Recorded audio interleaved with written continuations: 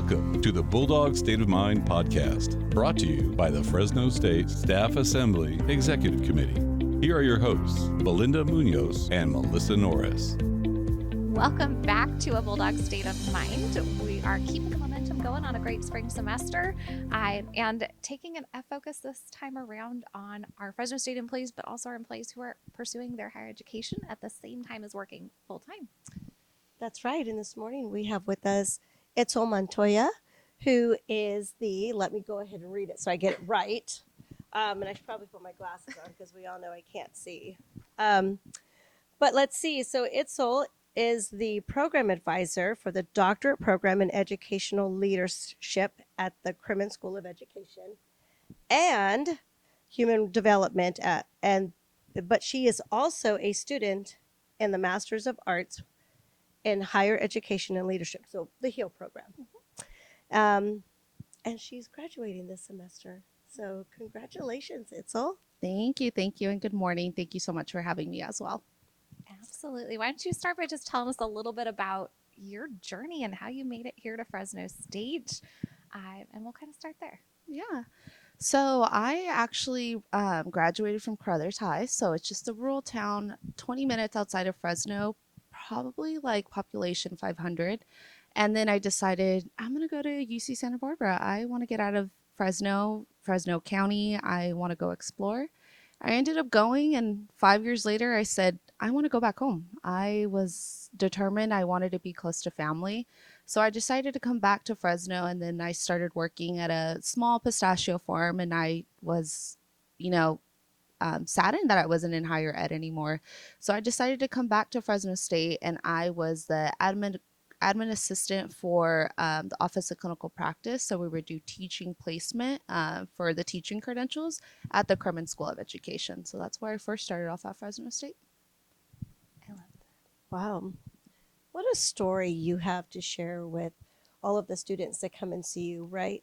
You get away, get to explore, and then you get to come back home. This really does feel like home for so many.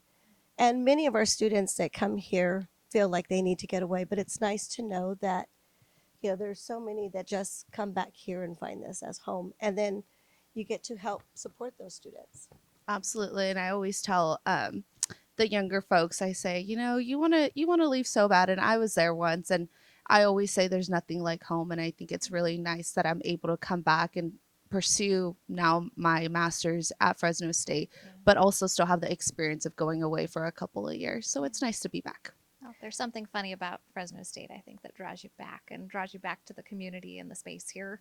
I know we talked a lot about that last month on the Bulldog State of Mind podcast, but there's something pretty special about Fresno State and the community around here too. So how did you find the HEAL program, and what made you decide to get into that specific program versus all the other wonderful programs that we offer? So actually, it was one of my colleagues, Imelda Deadly. She was the counseling coordinator for placement at the Office of Clinical Practice, and she nudged me and said, "Do you ever explore getting a master's? We do have that fee waiver as employees." And I said, "HEAL? What's that?" I was like, "Is that an acronym? What is that?" And I started looking into it, and HEAL actually hosts their annual HESA-CV conference here at Fresno State, and I think that's really great because it's a free conference on campus, and I met a lot of the faculty members there, and I was really excited. So I contribute a lot of my HEAL, the beginning, to Imelda because she actually graduated years ago, and she was the one that first introduced me to the program.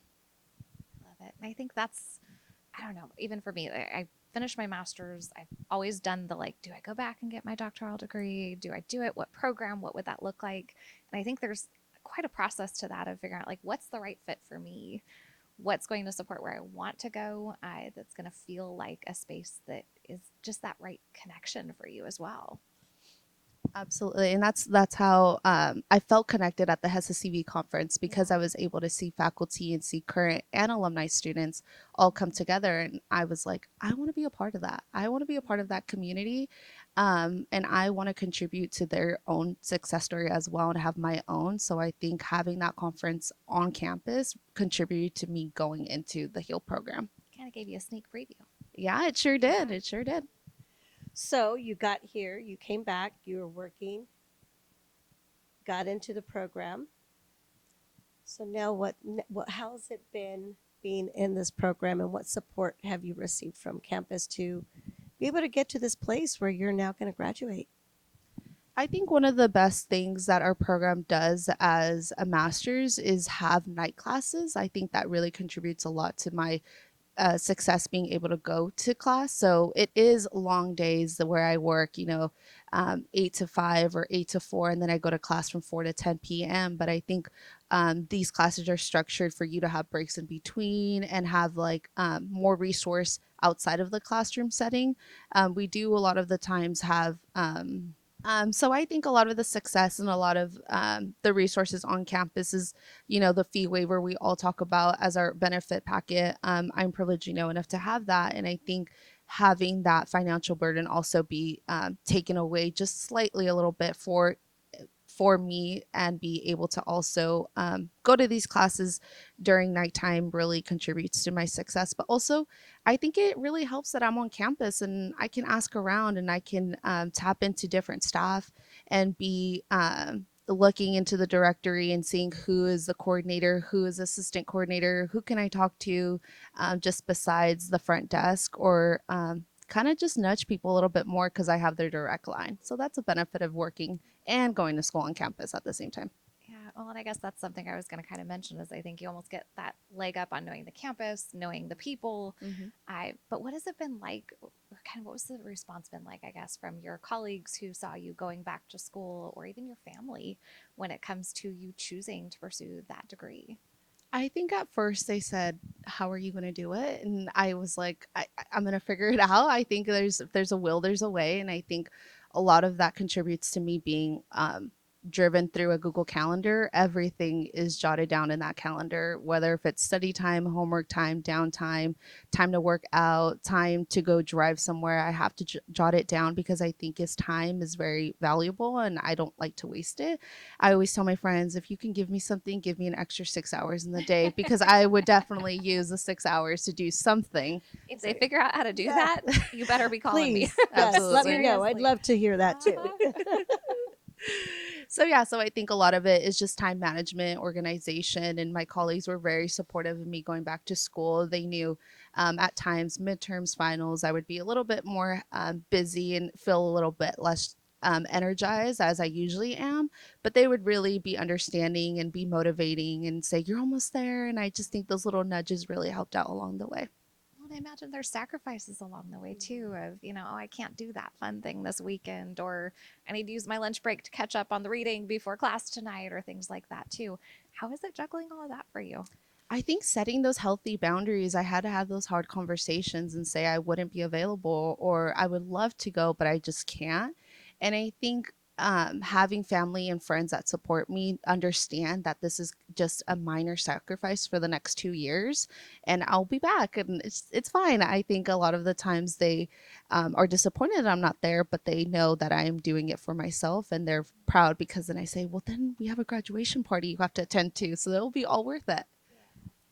Coming from a small town, I mean, what you're doing right now is going to make such a big impact. Just being able to model that way for your family and your friends, and in this small community that you come from, because a lot of times it looks as if those things are unachievable, and the fact that you're getting there. So how are you?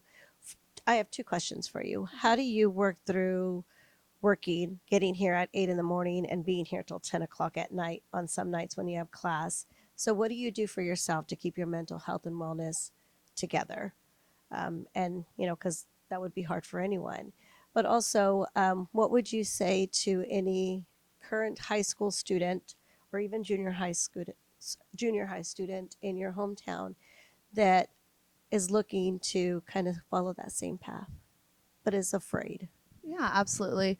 I do love to cook. That is my oasis away when I am at home. I love to meal prep, and I think that really helps out having a good balance. I feel like if your body is not fueled, you're not able to be at your full capacity. So meal prepping has really helped me a lot along the way, and also coffee. I know I shouldn't, but I a lot of coffee, a lot of coffee, a lot of energy drinks. And my colleagues do a good job of also always nudging me if I need an extra cup of coffee, would I like to go take a walk, would I like to take a break? And they always remind me like it's okay to step away for a couple of minutes. And that's really helped me out. But definitely finding myself outside is really helpful as well, having my own goals. I actually have a half marathon that I'm running next month. So having those personal goals is really helpful during the weekends after hours, because I don't feel like I'm consumed because I'm always on this campus. And I think a lot of the times I say, oh my gosh, I swear these walls are getting wider because I'm always here. And because it's harder that I'm in the Kremen school at work, and then right across the way is my classroom, so I don't get away much. So I do prioritize, and I tell people and colleagues across campus, would you like to go on a walk? So I strategically have to walk across campus to go see them. And I think just telling myself I have to get up and looking at my watch and it's saying it's time to stand up, I actually stand up. I love those reminders, and I hate them at the same time. Don't get me wrong. There's times where I'm like, really? Yeah. But it's now? nice Right to have now? those little things, whether it's your colleague nudging you and like, okay, all right, you've been staring at that screen way too long, or your watch screaming at you. Sometimes those things are great. Yeah, absolutely. And I think like just looking at those and reminding yourself like it's okay to step away. The work will be there. You will get it done. But just prioritizing my own physical and also mental health is really important, because if you're not being fueled, you won't be at your full capacity. And going back to the second question, for anybody in high school that wants to pursue higher education, I think you just need to find your own passion and find your own people and community.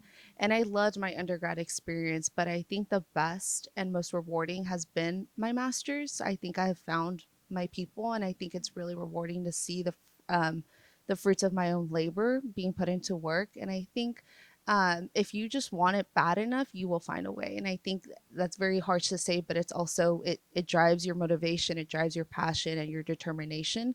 And I think finding your own passion will really pull you to any success that you want to be at. I think that's so true, because I can resonate with that same feeling. In undergrad, it was kind of like, okay, this is interesting. Like, I learned a lot of things. I met some great people. But it wasn't until I got to my graduate program that I was like, all right, here's the stuff. Like, I was enjoying what I was reading. The people I was connecting with, the conversations that were there were so much richer than what I was experiencing in my undergrad. But it's finding that direction that I think sometimes can hang us up so much, of like, okay, but where is that? And where do I point myself in the right direction to kind of pursue that? So I definitely think there's something to be said about just finding that passion point. And I know it just kind of drives you to that next level. And hopefully, let's see what you pursue next. Who knows? Maybe in a couple of years, we'll be sitting here with you talking about perhaps your next passion, right? Yep, absolutely. And I think it's that constant process of evaluating and figuring out what's next, because it's not the end. I think that's Correct. the thing that, to me, when we talk about graduation, it always feels like, oh, okay, I made it. Like, I'm done. Yes. I hit this big, chapter in my life, but it's a constant evolution of, okay, I hit this one, but what's next? And what's the next goal ahead of me too? Yes. And as Melissa is saying, you've been kind of contemplating what is next, and should I Yeah. do or should I not? And so what would you tell any one of your colleagues if they're looking to do something a little bit more? And how, yes, because I'm assuming, your first year might have been a little bit of a struggle, but then you saw that light at the end of the tunnel when it came to your, the second year. So what would you tell your colleague who was looking at considering moving forward with their education? I think just finding that balance, I think, is really important.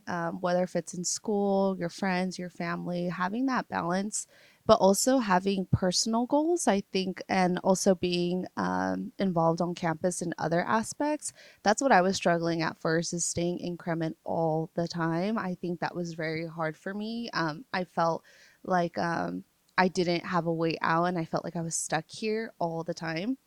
But I also used a lot of my personal time just to take a day to the beach on a random Wednesday, or, go down to Disney on a Tuesday. And I think that's why we also have those personal and vacation days. Using those up has really helped me as well, because I was struggling my first year and I just kept pushing through it. But I think as I took that break during the summer and came back in the fall, I said, I have to start prioritizing myself and making sure that I'm balanced, at least not all the way, but a way that I felt like I can move forward and be successful in the classroom, but also at work, because it is a struggle. It is a lot of work.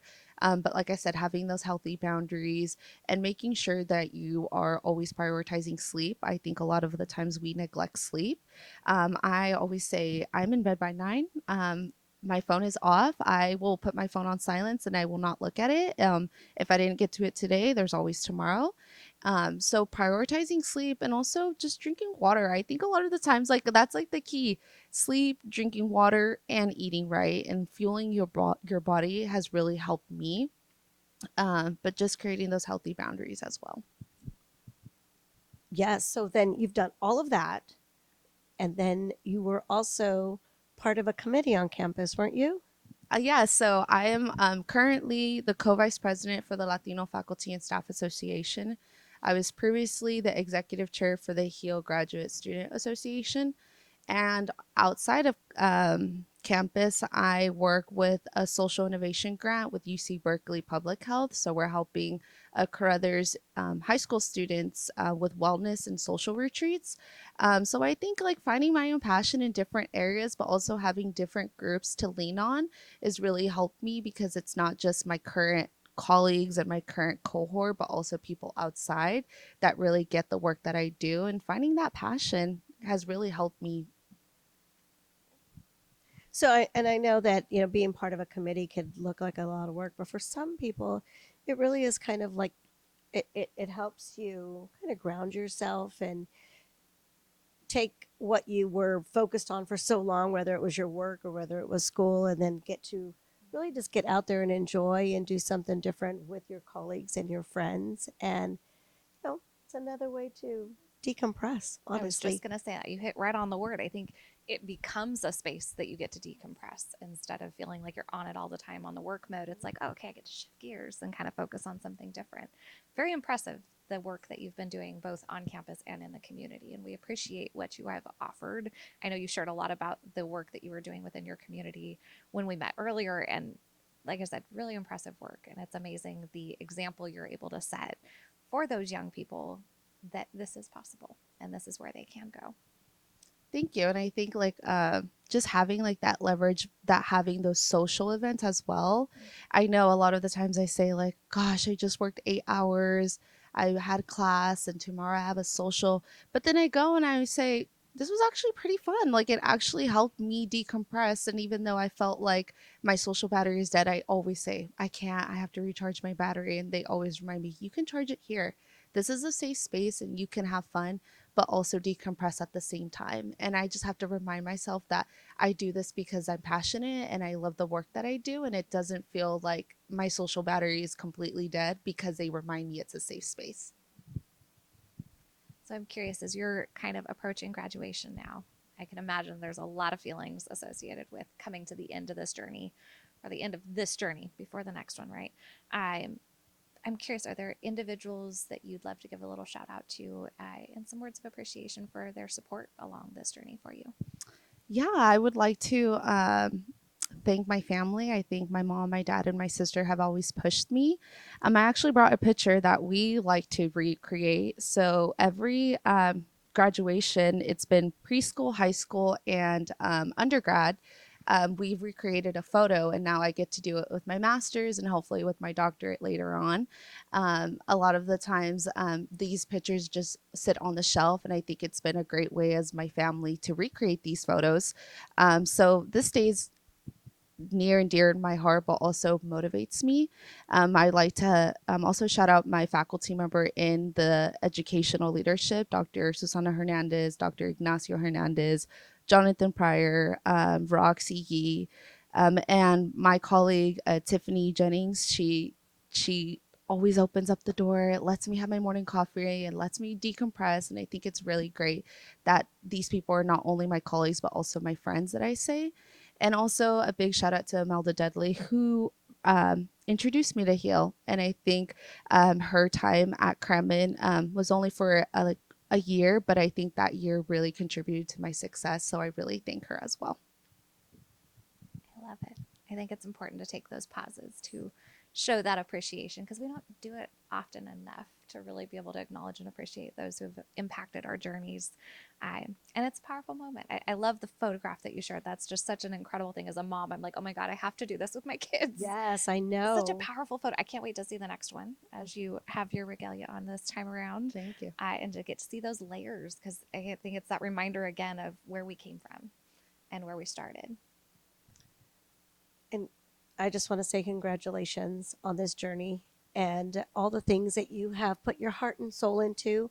And it's so nice to see that you have taken this time to, to move forward in your career and in your education.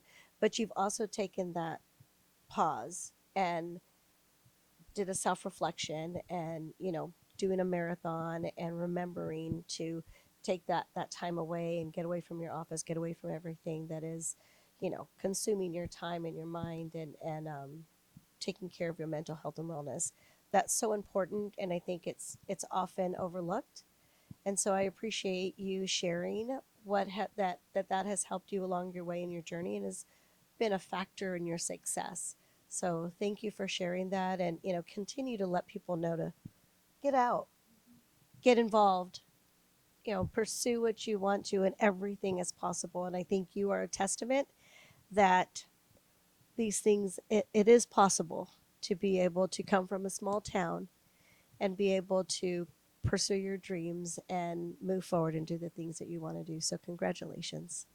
Thank you. I think for anybody out there who wants to pursue and wants to further their education, just taking those minor steps every day and having that support around them and making sure they are building those healthy boundaries will really contribute to their success.